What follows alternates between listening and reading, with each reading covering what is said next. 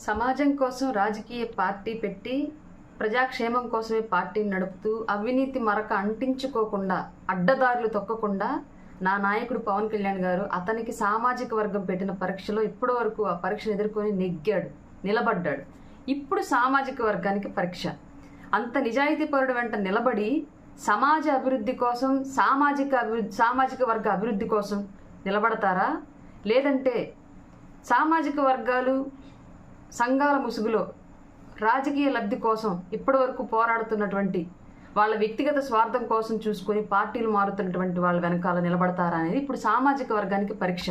నా నాయకుడికి పెట్టిన, పవన్ కళ్యాణ్ గారికి పెట్టిన పరీక్షలో ఆయన నెగ్గాడు, నిలబడ్డాడు, నిరూపించుకున్నాడు. ఉంటాడా వెళ్తాడా అని ఎంతో మందికి వచ్చిన సమస్యలు, ప్రశ్నలు అన్నింటికీ సమాధానం చెప్పాడు. ఉంటాను, ఉన్నాను, ఎప్పటికీ ఉంటాను అని. ఇప్పుడు సామాజిక వర్గం ఆయన వెంట ఉంటుందా, సమాజ అభివృద్ధిలో తమ వంతు పాత్ర పోషిస్తుందా, వాళ్ళ సామాజిక వర్గ అభివృద్ధి కోసం నిజంగానే కృషి చేస్తుందా లేదా అన్నది ఇప్పుడు యువత, మహిళలు, పెద్దవాళ్ళు, అనుభవజ్ఞులు అందరూ కూడా మీ చిత్తశుద్ధి ఏంటి అనేది నిరూపించుకోవాల్సిన సమయం వచ్చింది. నీ సామాజిక వర్గ అభివృద్ధి కోసం, సమాజం అభివృద్ధి కోసం నిలబడితే నీ ఓటు, నీ అడుగు పవన్ కళ్యాణ్ గారు వెంటే ఉండిద్ది.